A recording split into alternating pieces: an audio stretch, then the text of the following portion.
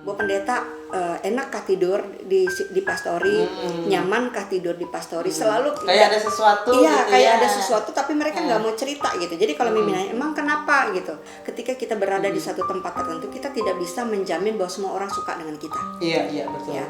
Jadi sekali kamu melangkah, kamu harus bertanggung jawab untuk menyelesaikan langkahmu.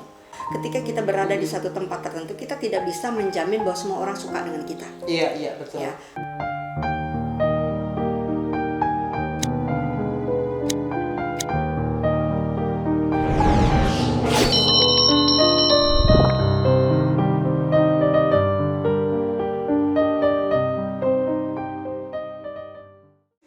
Pak FBI atau Om Tua, ada yang mau ditanyakan? Bo, jangan yang kedada-kedada, tanya aja kada apa-apa. Nah, ada yang mau ditanyakan? Gak bisa sambil kumikir. Makanya aku hop. Ya, nih sepanjang pelayanan itu kan istilahnya suka dukanya kan sudah Mimi ceritakan tadi, yang berkesan juga sudah Mimi ceritakan tadi. Selama pelayanan itu ada nggak hal-hal istilahnya mistik atau hal-hal yang sifatnya gaib gitu nih yang pernah Mimi layani, ada nggak? Kalau mistik ya? Iya, yang istilahnya kan mungkin kalau saya punya kakak juga yang pendeta, dia ada satu tempat gitu loh, dia nggak mau dia pelayanan di situ katanya karena memang istilahnya di situ terkenal mistik katanya, orang-orang jemaat-jemaat di situ gitu nih. Mungkin ada pernah nggak ketemu yang tempat-tempat seperti itu atau sepanjang pelayanan gitu? Sebenarnya antara percaya dengan enggak sih ya, karena Mimi ini kan termasuk orang yang enggak juga yang terlalu berpikir logis gitu ya, tapi karena memang dari kondisi keluarga kan tidak dikondisikan untuk takut gitu ya. Walaupun kami waktu masih kecil itu karena orang tua di kesehatan tinggal selalu dekat kuburan gitu ya. Jadi cerita orang tua juga ada gitu. Tapi pada masa pelayanan yang pernah tapi sampai sekarang pun masih ragu-ragu gitu. Apakah itu memang sesuatu yang gaib atau apa begitu. Jadi waktu di Hanua Ramang, ketika tugas di Hanua Ramang, nah Kesongan jadi bukan Hanua Ramang Kahayan Tengah. Kahayan Tengah. Nah, jadi antara pastori dengan rumah bendahara resort itu kan berjarak gitu ya. Berjarak dan ya mungkin sekarang kurang tahu juga apakah sudah seramai itu sudah ramai atau masih sesepi waktu itu. Nah, jadi pada saat mau ngambil gaji, nah karena bendahara resortnya ini juga kerja di ladang, paginya dia guru. Nah, jadi baru malam. Nah, jadi jalan dari pastori ke otomatis harus ngelewatin tempat gelap gitu ya. Tempat gelap. Tapi karena Mimi juga mungkin ya semoga terus seperti itu, enggak juga penakut sekali begitu ya. Jadi merasa ada cahaya bulan remang-remang. Jadi berangkat itu nggak pakai senter gitu, hanya mengandalkan cahaya alam gitu kan, mengandalkan cahaya alam. Nah pas pulang pas pulang memang ada satu rumah itu yang dibilang orang ngaleka kan, karena rumah kosong sudah sejak lama. Gitu jadi sudah sejak lama tidak ditempati. Nah halaman rumahnya itu sampai jalan itu kerikil. Jadi kalau kerikil kan kita bisa bayangkan setiap kita yang lewat pasti ada suara ya. Suara orang jalan kan. Nah, jadi pas Mimi balik dari tempat bendahara mau ke arah rumah, itu sudah di pertengahan tuh. Papasan dengan seseorang. Nah, herannya Mimi pertama itu memang ketika dia sudah agak dekat sekitar 2 meteran, nggak ada suara kerikil gitu, hanya suara langkah kaki Mimi aja gitu. Jadi pas mendekat jadi agak merinding. Pas mendekat, pas papasan nggak penasaran ngelihat gitu. Pas ngelihat, dia ngelihat ke arah Mimi gitu kan. Jadi Mimi ngambil sebelah kanan, dia ngambil sebelah kiri. Kami saling lihatan tapi Mimi nggak lihat mukanya.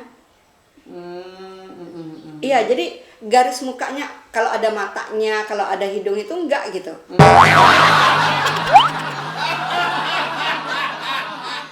Nggak lihat, nggak kenal, dan nggak bisa lihat wajahnya, padahal itu kan cahaya bulan kan remang-remang tuh. Harusnya kita bisa lihat orang ini ada matanya gitu. Jadi ini cuma kelihatan wajahnya tapi nggak kelihatan seperti apa gitu ya.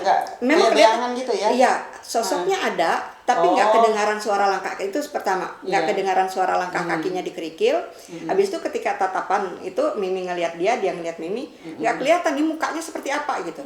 Jadi akhirnya setelah lewat langsung lewat aja gitu. Dia kayaknya cepet gitu kan. Nah pas sudah lewat tempat kerikil, Mimi mau itu siapa ya tadi? Kok nggak kelihatan mukanya? Dari situ akhirnya lari lari ke pastori. Sempat ini juga merinding gitu ya, sudah sampai di situ. Itu yang pertama. Kemudian kalau yang kedua sebenarnya bukan Mimi yang ngalamin gitu ya. Bukan Mimi yang ngalamin tapi Yola. Ya, Yola waktu kami di Bartim di Tamiang di Jaar kan. Petugas Mimi di Jaar. Nah, jadi setelah pastori itu direhab, kami kembali ke situ. Nah, setelah kembali ke situ, syukuran lah begitu ya. Tapi karena memang tempatnya tetap juga tidak besar, makanya acaranya diadakan di gereja gitu. Jadi lesehan di gereja, kebaktian, makan-makan. Nah, besoknya Mimi harus ke Banjarmasin ikut seminar liturgi. Ikut seminar liturgi. Nah, pada saat itu otomatis Yola harus tinggal sendiri kan di rumah. Harus tinggal sendiri di rumah karena Ruben ikut karena waktu itu dia demam. Jadi akhirnya dibawa ke Banjarmasin.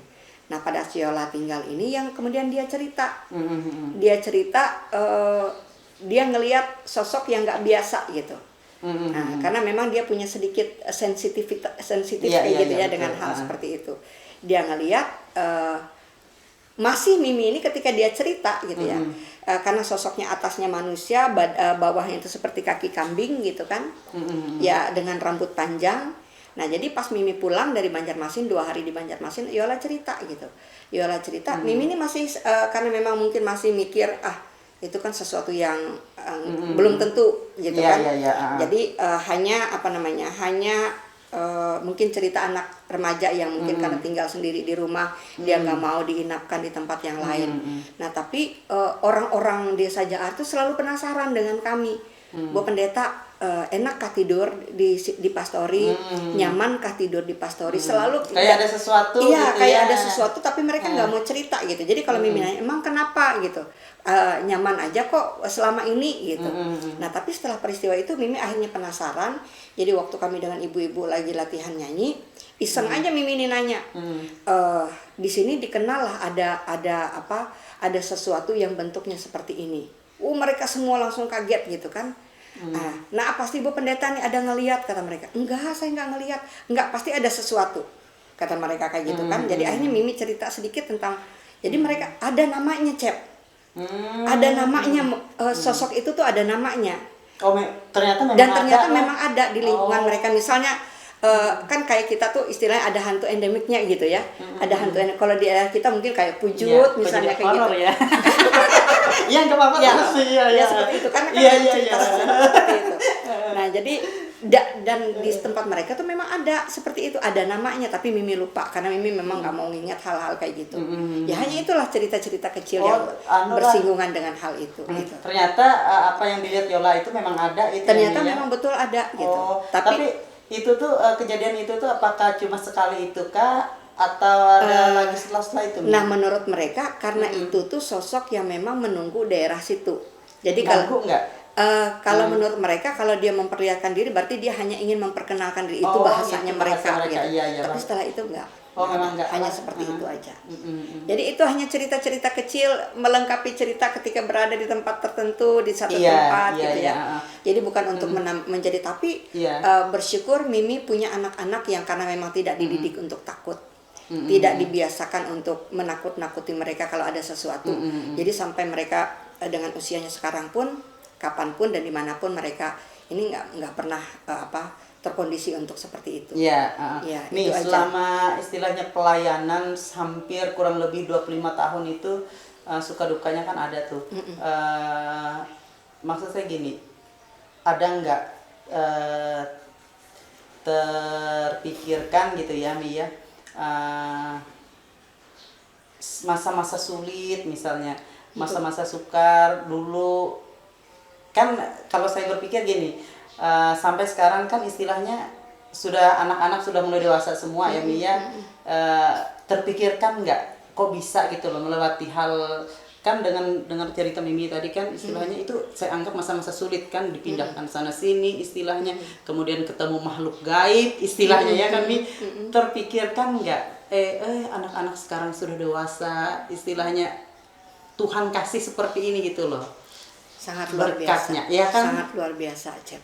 Iya, istilahnya di masa-masa orang sulit, istilahnya kalau saya pribadi nih ya, berpikir dalam hidup saya ini nggak pernah saya berpikir bisa istilahnya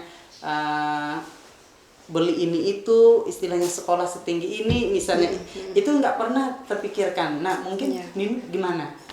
Ya, kalau Mimi ngerasa? Yang pasti sangat luar biasa Cep lah, sangat luar biasa karena tentu tidak semua hal bisa kita ceritakan dengan mudah, gitu ya. Tidak semua situasi bisa kita gambarkan dengan kata-kata, gitu ya. Jadi, tetapi satu hal yang pasti yang selalu teringat di benak Mimi itu kalimat yang disampaikan oleh almarhum mamah itu. Jadi sekali kamu melangkah, kamu harus bertanggung jawab untuk menyelesaikan langkahmu. Yang jadi motivasi. Iya, itu jadi motivasi pertama. Kemudian hal yang kedua, belajar dari tempat-tempat pelayanan. Kita memang bisa memastikan bahwa ketika kita berada di satu tempat tertentu, kita tidak bisa menjamin bahwa semua orang suka dengan kita. Iya betul. Ya, pasti ada saja yang tidak suka, entah karena kehidupan pribadi kita kah, dimanapun itu ya, mungkin juga karena penampilan kita kah, gitu ya. Karena Mimi ini pernah dikritik oleh sesama teman. Kenapa nggak pernah istilahnya ya mungkin kalian lebih kenal gimana Mimi berpenampilan gitu ya, pakai jas seperti orang nggak pernah gitu ya, kecuali kalau memang cara formal yang betul-betul memang mengharuskan pakai jas, baru pakai jas misalnya.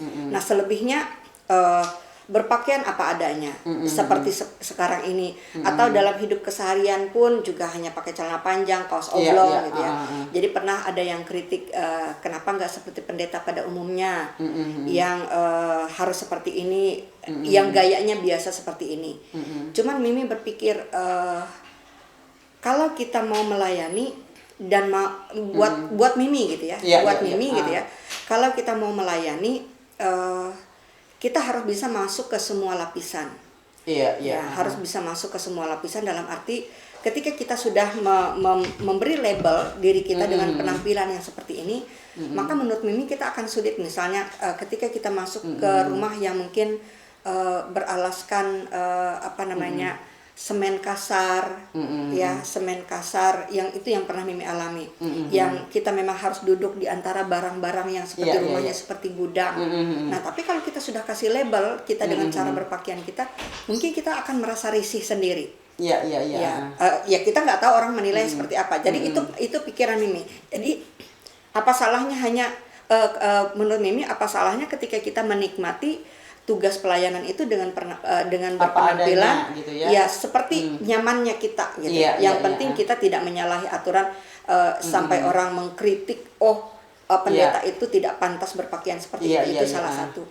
Kemudian hal yang kedua yang juga cukup luar biasa gitu ya, cukup luar biasa dengan perjuangan, pengalaman hidup, persoalan, pergumulan, permasalahan, dan bahkan pernah diarahkan untuk kenapa nggak mendaftar aja di Kementerian Keagamaan gitu ya, tinggalkan tugas kependetaan, melamar saja di situ jadi pegawai negeri.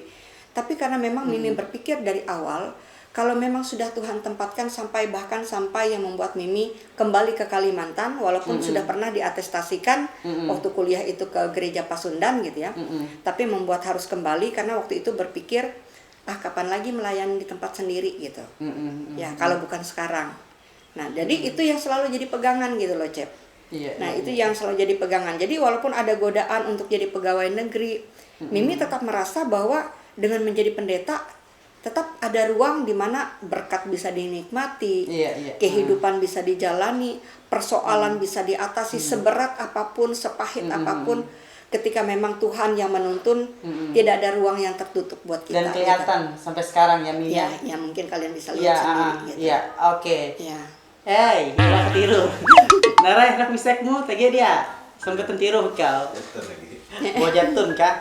Oke, Mi, sekedar untuk menutupi obrolan kita ini mungkin ada hal yang bisa Mimi bagikan atau sampaikan untuk seluruh sahabat GSM di luar sana yang bisa memotivasi mereka untuk menjalani baik itu kuliah, pekerjaan, dan lain sebagainya. Silahkan nih.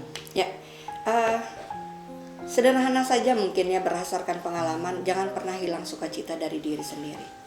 Karena ketika kita kehilangan sukacita untuk melakukan apapun itu, apa saja halnya, entah itu pelayanan, entah itu pendidikan, entah itu pekerjaan, kalau kita sudah hilang sukacita, artinya kita lebih banyak mengisinya dengan keluhan, kurang ini, kurang itu, gitu ya. Maka segala sesuatunya akan berjalan dengan sangat-sangat tidak mudah. Bukan berarti juga Mimi menganggap bahwa perjalanan hidup Mimi mudah begitu ya. Tetapi ketika Mimi berpikir susah yang dialami, sakit yang dialami, lebih banyak suka yang Tuhan berikan. Dan itu yang menjadi membentuk mungkin mental, walaupun mungkin dicemooh oleh beberapa orang, mungkin dipertanyakan oleh beberapa orang, mungkin juga diremehkan oleh orang-orang, gitu ya. Tapi Mimi berpikir bukan kita mengabaikan penilaian manusia, tapi selama Tuhan memimpin hidup kita, selama kita punya sukacita melakukan pekerjaan dan kita, itu memang benar ya jalannya dan gitu ya, dan kita berpikir bahwa kita sudah berusaha melakukan yang terbaik, semuanya kembali kepada apa yang Tuhan nilai dari kita. Ketika kita sudah melakukan apa yang benar dan Tuhan berkenan, selalu ada jalan yang terbuka. Oke, terima kasih ya Mia untuk obrolan yang hangat dan obrolan yang sangat membangkitkan, memotivasi anak-anak muda di luar sana. Saya percaya obrolan kita ini boleh menjadi motivasi, inspirasi untuk seluruh sahabat GSM di luar sana. Sekali lagi terima kasih, Tuhan Yesus memberkati nih ya. Salam sehat sahabat GSM. Demikianlah obrolan kami bersama dengan sahabat kami, sahabat GSM. Saksikan terus obrolan kami dengan sahabat kami yang lain di channel YouTube kami, Sahabat GSM. Bye bye.